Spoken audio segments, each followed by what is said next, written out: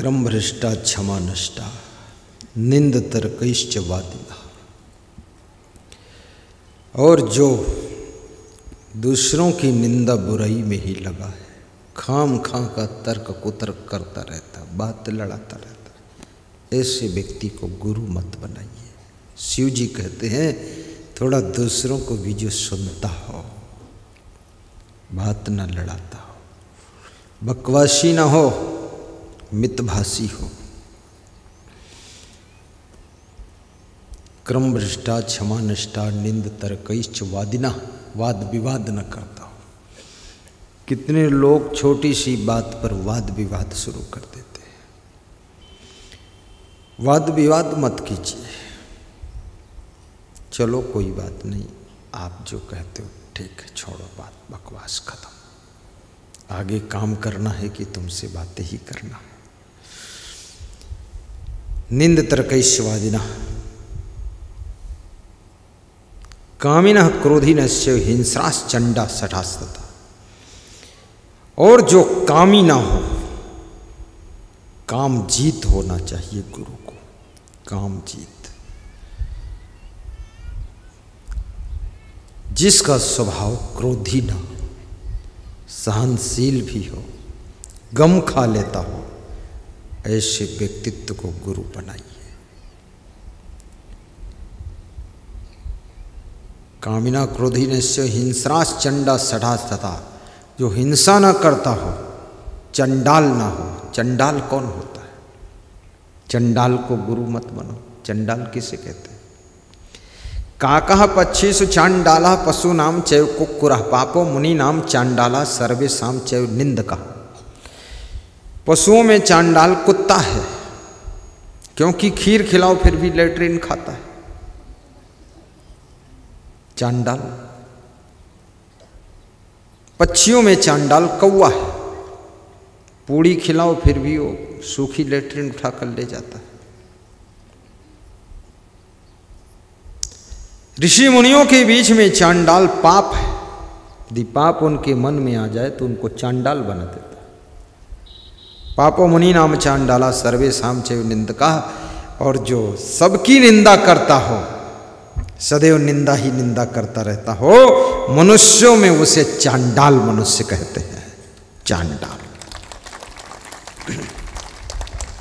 नीति शास्त्र का श्लोक है ये। चांडाल मनुष्य। कोई अच्छा काम कर रहा फिर भी उसकी निंदा कर रहे हैं, कोई सत्संग करा रहा तो भी निंदा कर रहे हैं, भंडारा कर रहा तो भी निंदा कर रहे हैं।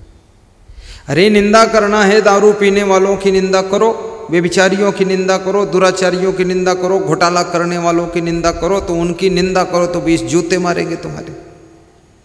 ये सज्जनों की निंदा करते हो, अच्छा काम करने वाले, दान पुण्य कोई करता उसकी निंदा करते। अच्छे लोगों की निंदा करने से महापाप लगता है। और याद रखना, जो सदाचारी की निंदा करता है वो सदाचार विहीन होकर के दुराचार में गिर जाता है जाकर के। और जो व्यक्ति ब्रह्मचारी की निंदा करता है वो बेविचारी हो जाता है। और जो व्यक्ति गुणवान की निंदा करता है वो दुर्गुणों से भर जाता है। और जो व्यक्ति विद्वान की निंदा करता है वो खुद मूर्ख हो जाता है। और जो धनवान की निंदा करता है वो धनहीन हो जाता है। याद रखना, आप जो बनना चाहते हो कम से कम उन गुणों की प्रशंसा तो कीजिए, तभी तो आप वो बन सकोगे।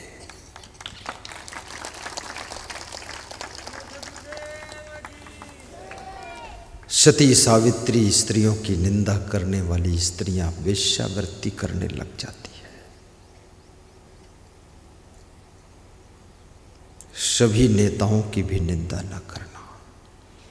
100 में 80 नेता अच्छे होते हैं, 20 ही गड़बड़ होते हैं। उन 80 नेताओं को बहुत दुख हो जाएगा। सभी साधुओं की भी निंदा मत करना कि सब देख लिया ऐसे ही होते हैं। 100 में 10 साधु गलत हो सकते हैं, 90 अच्छे होते हैं, उनको दुख लग जाएगा, पाप लगेगा। सब भक्तों की निंदा मत करना, 100 में 5-6% भक्त शायद गलती करते हों, 95% भक्त महान होते हैं। उनको दुख लग जाएगा, बहुत पाप होगा। तुम अच्छा न कर सको, लेकिन अच्छा करने वालों को यदि धन्यवाद दे दो तो कुछ अच्छे का पुण्य आपको भी मिल जाता है। छोटी सी बात है। तुम दान नहीं कर सकते, लेकिन दानियों को यदि धन्यवाद देते हो, तुम दान नहीं कर पाते हो लेकिन दानियों का दर्शन कर लेते हो, तो उनके दान का 2% पुण्य आपको भी मिल जाता है। दानियों का दर्शन भी करना चाहिए। जिसे महान पुरुष का दर्शन, अब तुम इतने बड़े साधु तो नहीं बन सकते, लेकिन साधु का दर्शन करने से भी पुण्य मिल जाता है, बहुत पुण्य मिलता है। किसी गांव में किसी महान संत की शोभा यात्रा जा रही थी। एक व्यक्ति बहुत दिनों से बीमार था। जब शोभा यात्रा का डीजे बजा तो उसने घर से निकलकर झांक कर देखा, नमस्कार किया, कुछ दक्षिणा चढ़ा दी, फूल अर्पित कर दिया, कुछ भेंट दे दिया, चरण छू लिया। संत की दृष्टि पड़ी। डॉक्टर ने कहा था तुम 7 दिन तक ही जियोगे, अब उम्र नहीं, सब खत्म। वो 7 साल तक जीवित रहा। लोगों ने पूछा ये क्या कमाल हुआ? बोले केवल संत का दर्शन किया हूँ। बोले दर्शन से ऐसा? बीमारी हल्की होती चली गई। दर्शन का भी बहुत बड़ा प्रभाव होता है, लेकिन श्रद्धा से दर्शन करोगे तब, आस्था से दर्शन, प्रेम से दर्शन, भाव से दर्शन करो। मंदिर में तो सब जाते, सबको फल थोड़े मिलता है। गंगा तो सब स्नान करते, सबको फल थोड़े मिलता है। जो भाव से, श्रद्धा से दर्शन करता है उसको फल मिलता है। सत्संग में जाओ, श्रद्धा से सत्संग सुनो, जरूर फल मिलेगा। 4 फल मिलते हैं। कैसे सुनना चाहिए सत्संग? सुनी समझहि जन मुदित मन, मज्जहि अति अनुराग। ये तरीका है, तब फल मिलता है। ऐसे थोड़े मिलेगा वहां जाके बैठ के ऊँघ रहे हो, सो रहे हो, चना बूट खा रहे हो, मूंगफली के दाने चबा रहे हो, केले के छिलके डाल रहे हो, केले के गूदा को खा रहे हो, कोई फल वल नहीं मिलेगा। जो मिलने वाला होगा वो भी रुक जाएगा। वो बूट खाने गए हो कि वहाँ दर्शन करने गए? मैं छत्तीसगढ़ में देखता हूँ बहुत बार चना का बूट खाते रहते इसमें बैठे लोग। जब विदा होते तो यहाँ सब कचड़ा पंडाल में, तो गुरुदेव को इशारा देते हैं कि तुम साफ करो, हम कल फिर कचड़ा करेंगे। चले गए पंडित जी। जय राम जी की, महारानी विक्टोरिया की जय हो।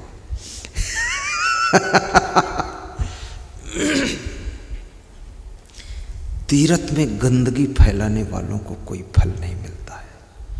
सत्संग मंडप में गंदगी करने वालों को कोई फल नहीं मिलता है। सत्संग में चोरी करने वालों को फल नहीं मिलता है, पुण्य छीड़ हो जाता है। सत्संग में यदि किसी का मोबाइल गिर गया, पैसा गिर गया, रुपया गिर गया, चेन गिर गई और जिसको मिल गया, यदि वो अनाउंस करा के और उसको समर्पित कर देता है, तो याद रखना दान करने से भी लाख गुना ज़्यादा पुण्य बढ़ जाता है।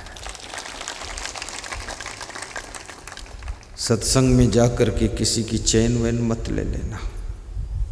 सोने की चैन ले लोगे जानते हो, जिंदगी की चैन चली जाएगी। क्या पाओगे? कितनी चोटी औरतें आती हैं।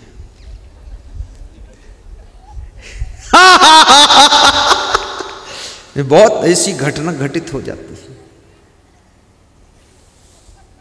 मंदोदरी के पास में सोने की लंका थी, सोने का बेड, सोने की कुर्सी, सोने की मेज, सोने का सब कुछ था, सोने की दीवार, सोने की छत, फिर भी मंदोदरी को शांति नहीं मिली थी।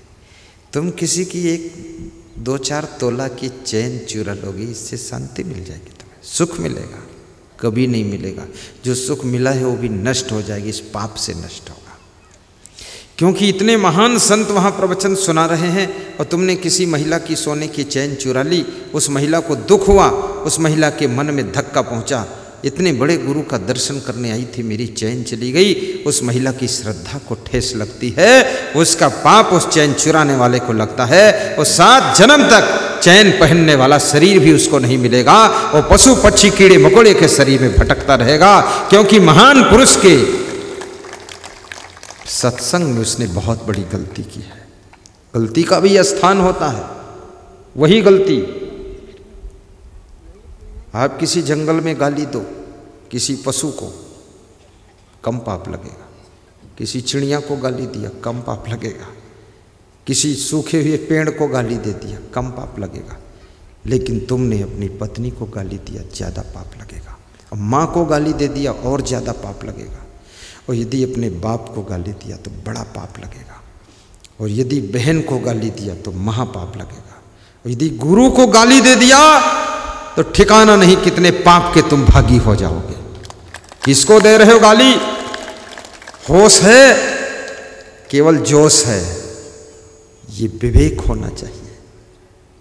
कभी कभी तुम अपनी साइकिल को भी गाली देते ना, साली पंचर हो गई, तो उसमें ज़्यादा पाप नहीं लगता है। लेकिन अपनी माँ को गाली दे दो कि साली चाय नहीं बनाई, बहुत बड़ा पाप। जो सुनेगा वही थप्पड़ मारेगा तुमको। माँ को गाली नहीं दिया जाता, वाइफ को भी गाली मत देना, कभी नहीं। गाय को भी गाली मत दीजिए।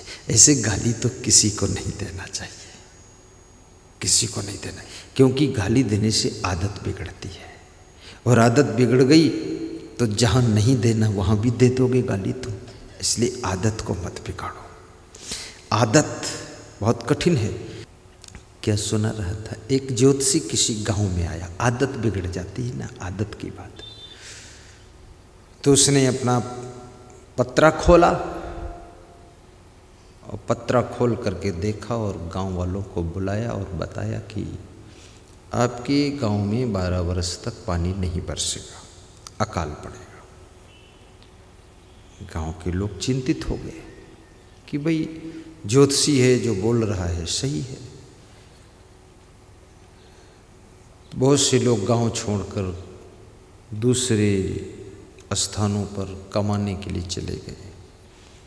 कुछ लोग परिवार लेकर चले गए, कुछ लोग घर में एक व्यक्ति को छोड़ दिया, बाकी सबको लेकर चले गए। लेकिन एक किसान ऐसा था जो नहीं गया। उसने भी अपनी पत्नी से कहा कि मैं भी जाऊं, तो उसकी पत्नी ने कहा नहीं, न तुम जाओ, न हम जाएं, न माता पिता जाएं, न सास ससुर जाएं, गांव में रहो आप, और जो कर्म करते हो कर्म करो। कर्म करना हमारा कर्म है, और कर्म का फल देना कर्म का काम है। ये कर्म का कर्म है। कर्म करना हमारा कर्म है, और कर्म का फल देना ये कर्म का कर्म है। बड़ी मजे की बात स्त्री ने कहा कि कर्म तो स्वयं फल देगा, आप तो किसान एक जो गांव में बचा वो खेत जोतने के लिए गया। उसकी पत्नी ने कहा खेत जोतो जाकर, तुम बैल ले जाओ। बैला लेकर जोतने गया। तो जब खेत जोत रहा था तो एक बादल का टुकड़ा आया। उसने उस किसान से पूछा, ये किसान भाई तो क्यों जोत रहा है? ज्योतिषी ने ऐलान कर दिया कि 12 वर्ष पानी नहीं बरसेगा, अकाल है, और फिर भी तू जोत रहा है, भूखों मर जाएगा, पानी तो बरसना नहीं 12 वर्ष। सच? तो किसान ने कहा मैं इसलिए नहीं जोत रहा हूँ कि इसमें फसल होगी, मैं इसलिए भी नहीं जोत रहा हूँ कि पानी बरसेगा, मैं इसलिए जोत रहा हूँ क्योंकि मेरी पत्नी ने कहा, इसलिए जोत रहा हूँ। बोले पत्नी ने क्यों कहा है? बोले पत्नी ने इसलिए कहा है कि अगर 12 वर्ष तक तुम जोतोगे नहीं तो 12 वर्ष में जोतना भी भूल जाओगे, जोतने की आदत भी छूट जाएगी, तो जोत भी नहीं पाओगे, इसलिए जोतो जाकर। तो बादल का टुकड़ा हंसा और बोला कि जब तू 12 वर्ष तक जोतेगा नहीं और जोतना भूल जाएगा, इसलिए तू जोत रहा है। और तेरी पत्नी ने कहा जोतो तो जोत रहा, तो मैं अगर 12 वर्ष बरसूंगा नहीं तो क्या मैं बरसना नहीं भूल जाऊंगा? मैं तो बरसना भूल जाऊंगा तो क्या होगा? इसलिए मैं भी बरस देता हूं। तो बादल का टुकड़ा बरसने लगा। जब एक टुकड़ा बरसने लगा तो दूसरे बादल आकर शामिल हो गए। भारी वर्षा हुई, पानी भर गया, 10 दिन तक भरा रहा। 10 दिन बाद जब खेत सूखे, जुताई करके उस किसान ने फसल बो दी। लहलहाती हुई फसल आ गई। बाकी किसान जो दूर देश चले गए थे वो भी सब लौट लौट कर वापस आ गए। याद रखना, अपना कर्म बंद मत करिए, प्रकृति भी तुम्हारे साथ काम करेगी।